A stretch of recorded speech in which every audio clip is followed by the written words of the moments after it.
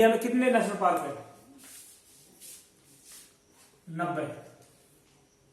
Century कितनी है? 448। Biosphere reserve कितने हैं? 14।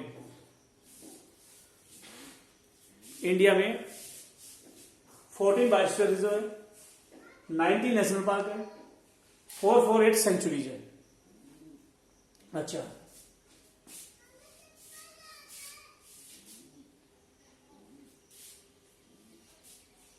इसके अलावा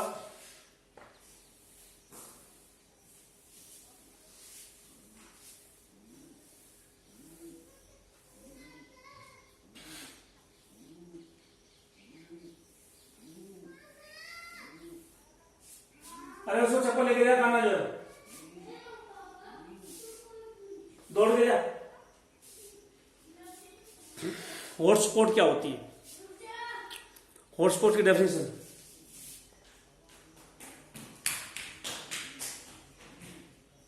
हॉटस्पॉट वो एरिया है जहां स्पीसीज ज्यादा होती है लेकिन वो एंडेंजर्ड होती है। Most species are present and these species are endemic.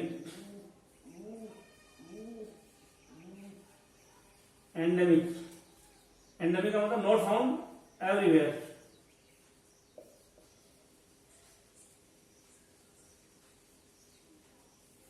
ये हॉटस्पॉट उस एरिया को बोलते हैं जहां स्पीसीज ज्यादा है और वो एंडेमिक है, उस एरिया के अलावा कहीं और मिलती भी नहीं है। तो हॉटस्पॉट को बचा लो, अपना भी इंस्टीट्यूट कंजर्वेशन हो जाए, स्पीसीज बच जाएंगी सारी। एरिया को हॉटस्पॉट डिक्लेयर करो और उनको प्रोटेक्ट कर लो। तो हॉटस्पॉट बना के भी हम स्पीसीज को प्रोटेक्ट कर सकते हैं। जहां स्पीसीज है, ज्यादा स्पीसीज है और कहीं मिल नहीं रही तो उस एरिया को हॉटस्पॉट बोल दो और उसको प्रोटेक्ट कर लो जो। तो ये भी इंस्टीट्यूट कंजर्वेशन में आता है। इंडिया में 2% एरिया में हॉटस्पॉट है और इसमें 30% स्पीसीज दुनिया की मिलती है। 2% इस धरती का टोटल एरिया का 2% एरिया हॉटस्पॉट है। पूरी दुनिया में हॉटस्पॉट कितने परसेंट एरिया में है? 2% एरिया में। और उस हॉटस्पॉट में टोटल स्पीसीज कितनी है? 30%। कमाल की बात होगी कि इस दुनिया में हॉटस्पॉट तो थोड़ी सी एरिया में है, 2% एरिया, पूरी धरती का 2% एरिया, पूरी अर्थ का 2% एरिया हॉटस्पॉट है और पूरी धरती की टोटल स्पीसीज का 1/3 स्पीसीज इन हॉटस्पॉट में। तो हॉटस्पॉट को बचा लो, 30% स्पीसीज प्रोटेक्ट हो जाएगी। हॉटस्पॉट को बचा लो, 30% स्पीसीज बच जाएगी।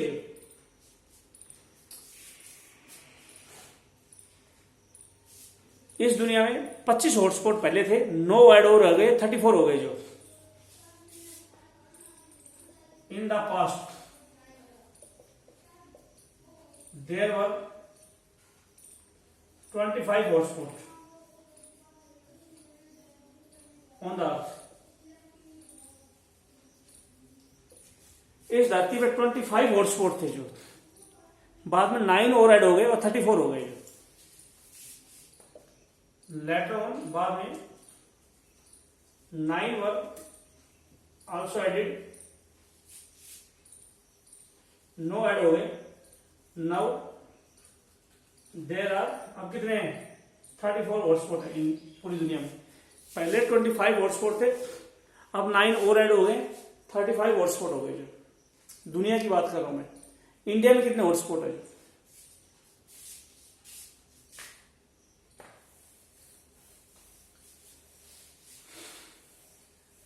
इंडिया में 3 हॉटस्पॉट है, उनका नाम क्या है?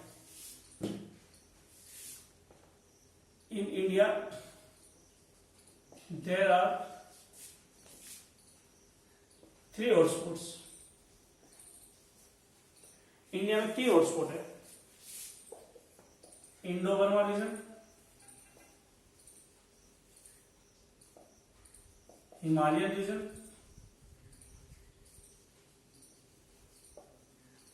Western Ghat and Sri Lanka.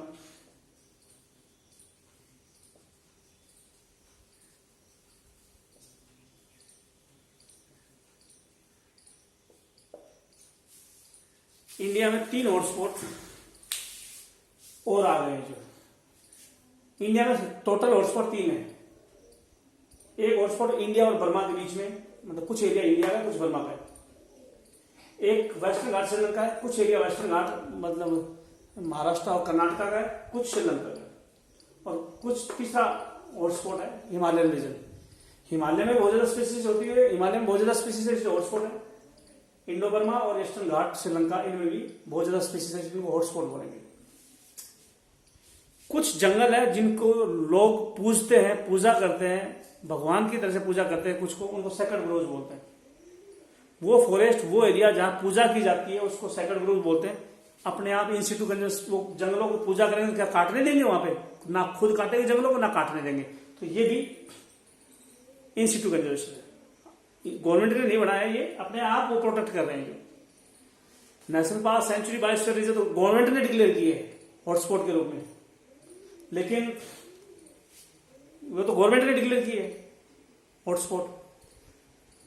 और national park, sanctuary, biosphere reserve government ने डिक्लेयर किए। हॉटस्पॉट भी एक टाइप से ह्यूमन ने ही डिक्लेयर किया है, लेकिन लोकल पीपल ने सेक्रेड ग्रोव्स बनाए हैं। सेक्रेड ग्रोव्स वो एरिया है जहां पे फॉरेस्ट की पूजा की जाती है, उनको काटने नहीं दिया जाता। तो ये भी इन सिटू कंजर्वेशन है। सेक्रेड ग्रोव्स क्या है? दीज आर द एरिया, ये वो एरिया है, these are the area where these are the area या forest which are worshipped by local peoples।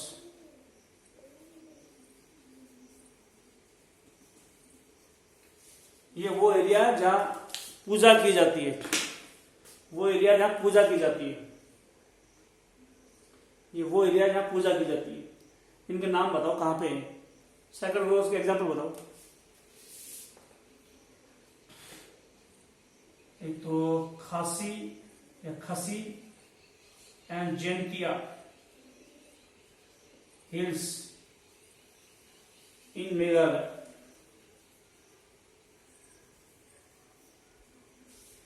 Meghalaya में दो पहाड़ी है, मेघालय में दो हिल्स है, दो पहाड़ियां हैं, खसी एंड जैंतिया।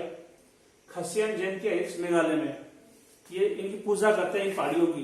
इन पहाड़ों पे जंगल है, उनकी पूजा करते हैं, पहाड़ों पे जंगल है, उनकी पूजा करते हैं, इसलिए इन सिटू कंजर्वेशन है। स्पीसीज को वहीं बचा रहे हैं। सेक्रेड ग्रोव्स है, इनकी पूजा करते हैं, इसलिए सेक्रेड ग्रोव है। अरावली हिल्स इन राजस्थान,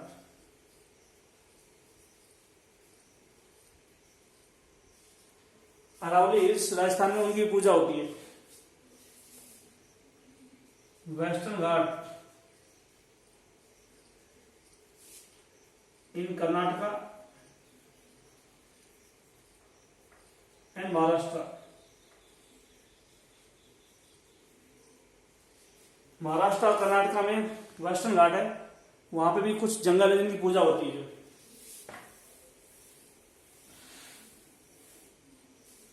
इसके अलावा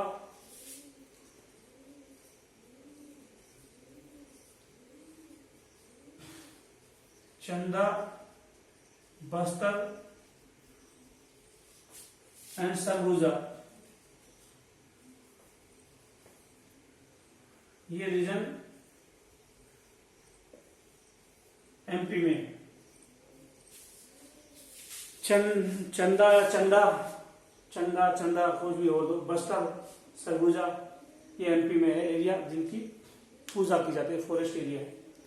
तो सेक्रेड ग्रोव्स थे, इन सिटू कंजर्वेशन थी। अब स्पीसीज को बाहर लाके प्रोटेक्ट करेंगे, जो एक्स सिटू कंजर्वेशन।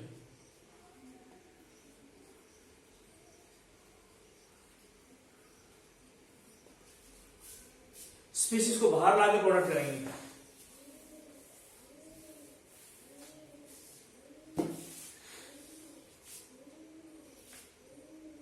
एक लाइन और लिखी है इन सिटू कंजर्वेशन में कि Meghalaya forest are last refugee for endangered plant animals,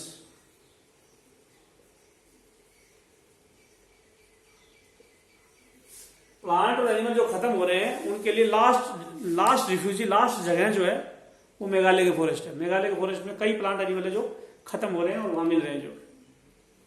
चलो, एक्स2 कंजर्वेशन स्पीसीज को बाहर लाके बचाएंगे कैसे? Botanical garden,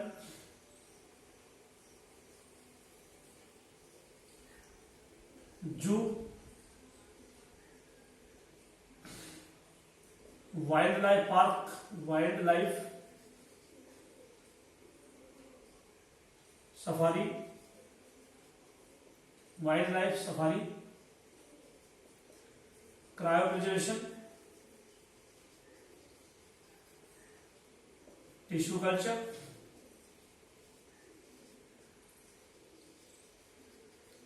seed bank.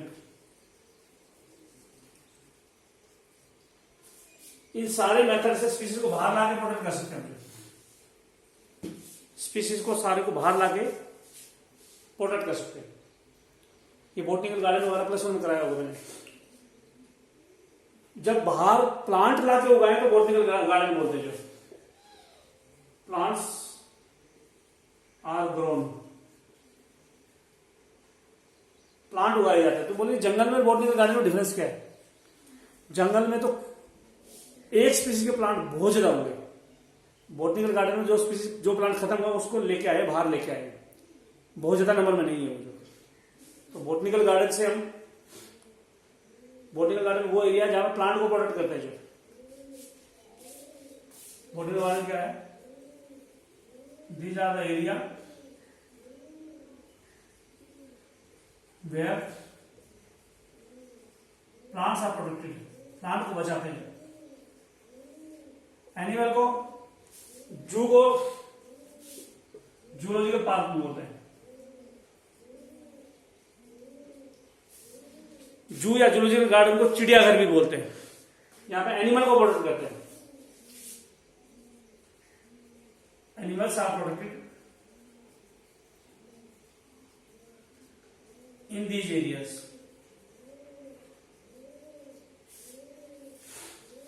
Plant को बाहर ले आए और उगा दे तो बॉटनिकल गार्डन बोलेंगे। एनिमल को बाहर लाके ह्यूमन केयर करे तो जूलॉजिकल गार्डन या जू बोलेंगे। उसी तरह वाइल्ड लाइफ सफारी भी कुछ होती होगी। जो तो जो प्लांट खत्म हो रहा है उसको बॉटनिकल गार्डन में उगा लो, जो एनिमल खत्म हो रहा है जू में ले आओ। अच्छा, इसके अलावा प्लांट या एनिमल जो खत्म हो रहे हैं, प्लांट जो खत्म हो रहे हैं उनको कल्चर भी कर सकते हो।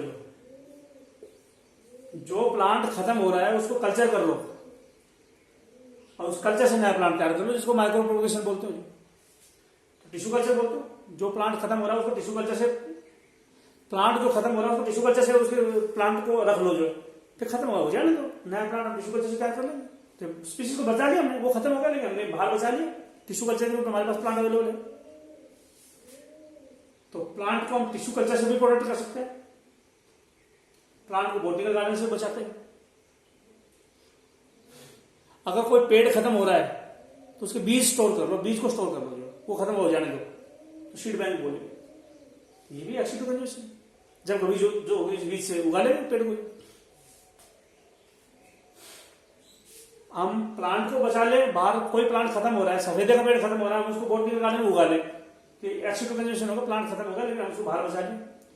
लॉयन खत्म हो रहा है, जू में लिए, जू में बचा लिए, वहां खत्म हो जाएगा। वाइल्ड लाइफ सफारी,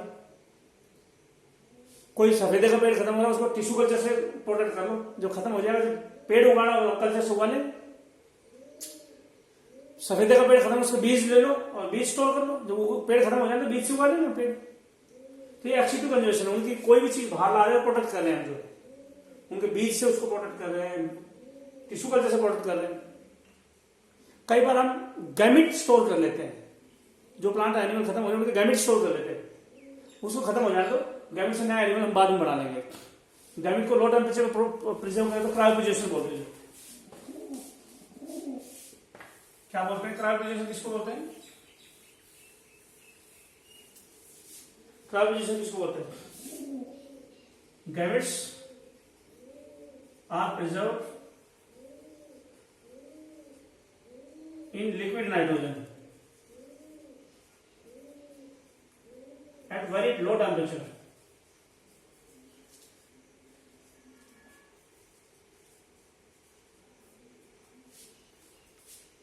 क्रायोप्रेजेशन में हम लो टेम्परेचर पे, क्रायोप्रेजेशन में गैमेट को प्रिजर्व करते हैं बहुत लो टेम्परेचर पे। जब जरूरत होगी तो गैमेट से नया एनिमल बना लेंगे। एंड इन फ्यूचर बाद में दीज गैमेट्स आर फ्यूज्ड, इन गैमेट्स को फ्यूज कर लेंगे, बाद में गैमेट को फ्यूज कर लेंगे and complete organism is produced.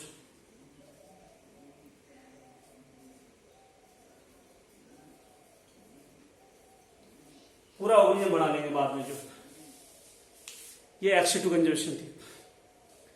क्या इंटरनेशनल लेवल पे स्पीसीज को प्रोटेक्ट करने के लिए कोई प्रोग्राम चल रहे हैं? तो हम बोलेंगे एक वर्ल्ड समिट हुआ था,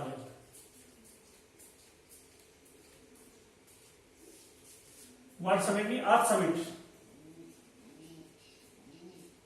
फॉर बायोडायवर्सिटी कंजर्वेशन।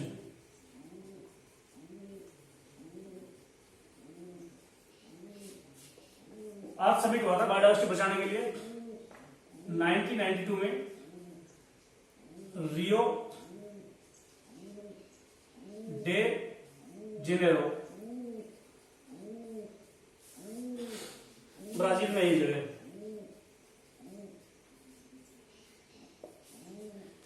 ब्राजील में एक जगह है रियो डे जेनेरो, ब्राजील में जगह है रियो डे जेनेरो।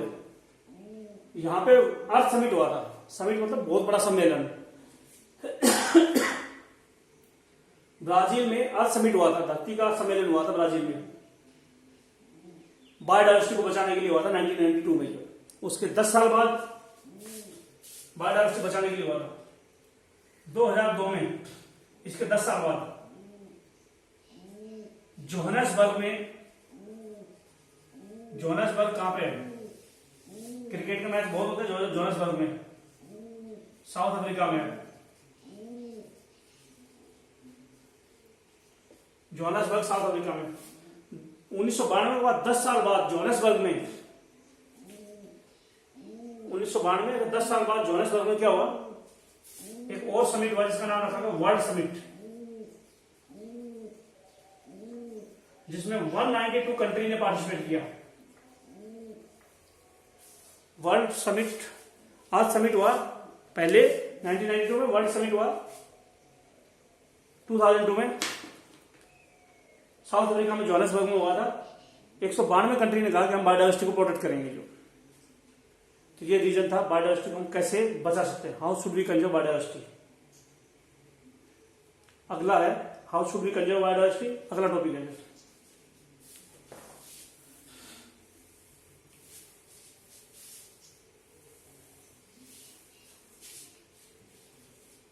अगला है why should we conserve biodiversity.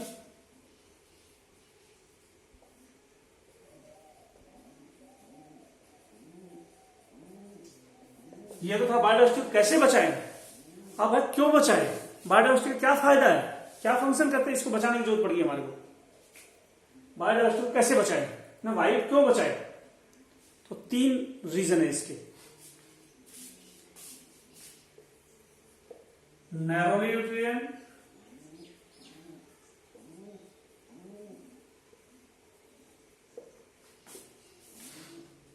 Broadly यूटिलियन,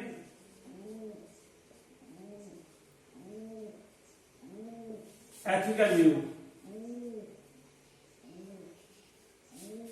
3 view दिए गए हैं। जो 3 कारण बताए गए बायोडायवर्सिटी को बचाने के, 3 व्यू दिए गए बायोडायवर्सिटी को बचाने के लिए। बोले बायोडायवर्सिटी का एथिकल यूज है। जो बायोडायवर्सिटी का एथिकल यूज है, इसका मतलब बायोडायवर्सिटी का एथिकल यूज है। हम बोलेंगे इंट्रिंसिक वैल्यू, स्पिरिचुअल वैल्यू,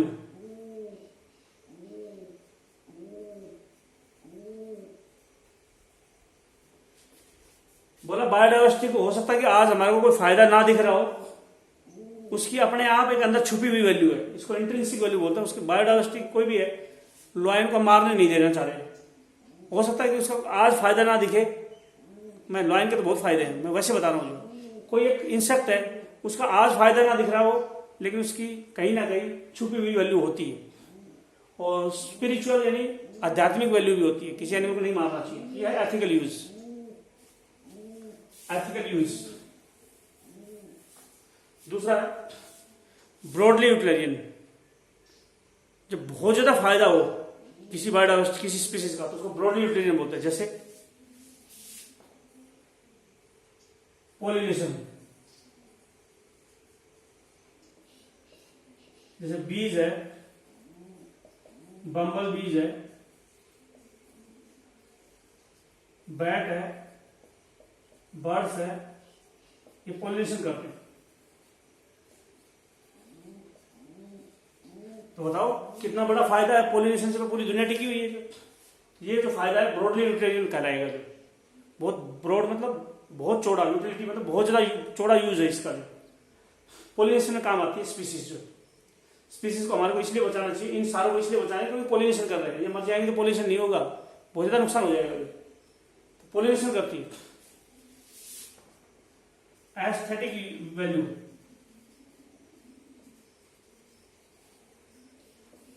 मैंने एथिकल नहीं कहा, एथिकल मतलब नैतिक वैल्यू। ये एस्थेटिक मतलब beauty,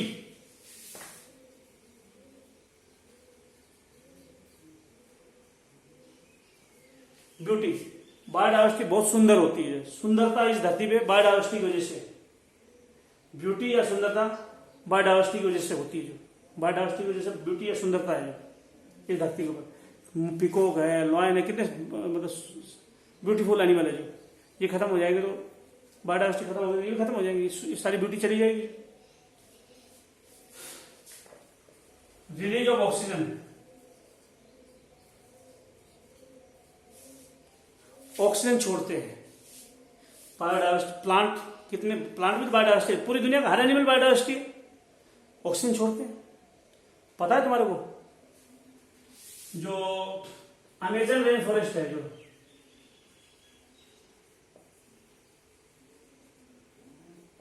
Amazon rain forest America के अंदर, साउथ अमेरिका में, इस दुनिया की टोटल ऑक्सीजन का 20% ये फॉरेस्ट छोड़ते हैं। 22% ऑक्सीजन, 22% ऑक्सीजन ऑफ अर्थ।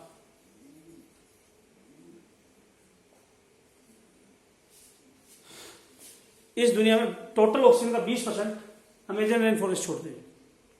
जितनी इस धरती में टोटल ऑक्सीजन है उसका 20% अमेजन रेन फॉरेस्ट ने छोड़ा है। कितना बड़ा यूज है, पैसे के टर्म में देखो कितना फायदा है। ऑक्सीजन के सिलेंडर कितने पैसे में बनते हैं, और ये फ्री में छोड़ रहे ऑक्सीजन। तो बायोडाइवर्सिटी या प्लांट एनिमल के फायदे हैं, पॉलिनेशन करते हैं, ऑक्सीजन छोड़ते हैं, सुंदर भी है। कुछ वैल्यू ऐसी जिसका अभी पता नहीं है। दूसरा last view,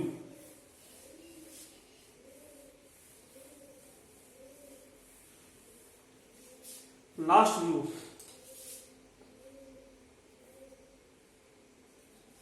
narrowly utilitarian. Narrowly utilitarian का मतलब क्या है, कौन कौन से फंक्शन नैरोली यूटिलिटेरियन में आएंगे। जो बायोडाइवर्सिटी से हमारे को फूड मिलता है, फाइबर मिलता है, फायरवुड मिलती है, इंडस्ट्रियल प्रोडक्ट मिलते हैं,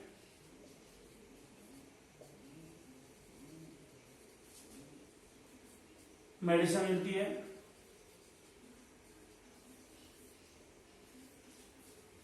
बायोडाइवर्सिटी यानी प्लांट एनिमल से हमारे को खाना मिलता है, चाहे दालें मिले,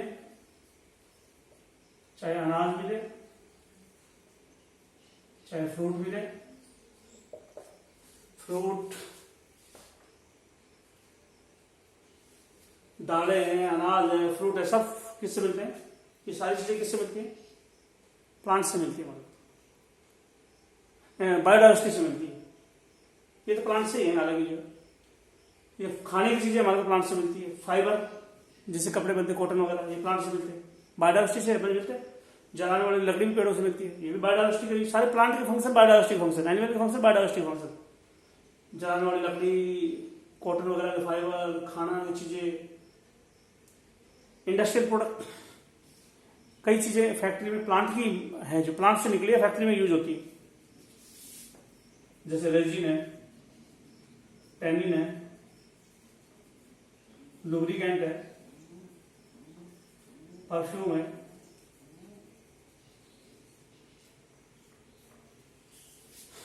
ये केमिकल है, इंडस्ट्रियल प्रोडक्ट है, इंडस्ट्री में यूज होते हैं। रेजिन, टैनिन, लुब्रिकेंट, परफ्यूम, ये सारे इंडस्ट्री के प्रोडक्ट हैं।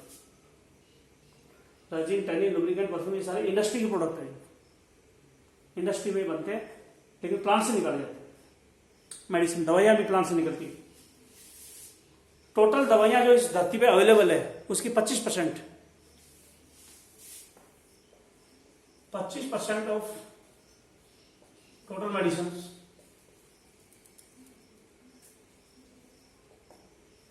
टोटल मेडिसिन का 25%, टोटल दवाइयों का 25% कहां से मिलता है?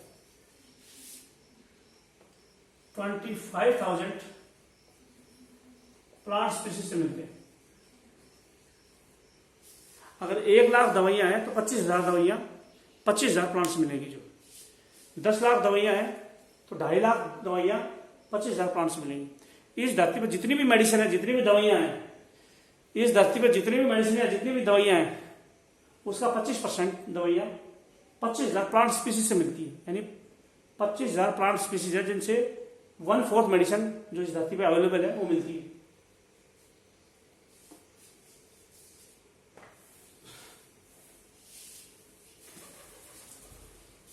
अगर मैं बोलूं, एक लाइन है कि molecular, genetic and species level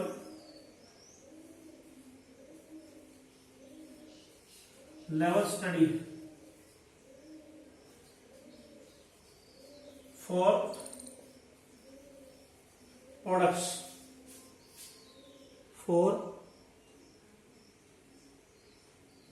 products of economic importance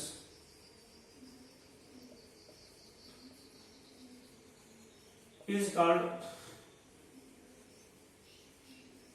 bios prospecting।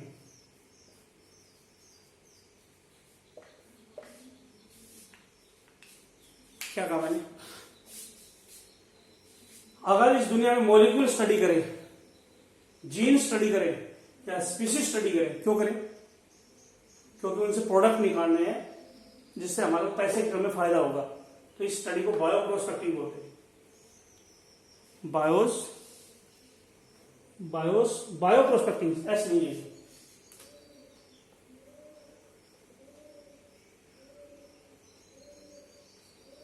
क्या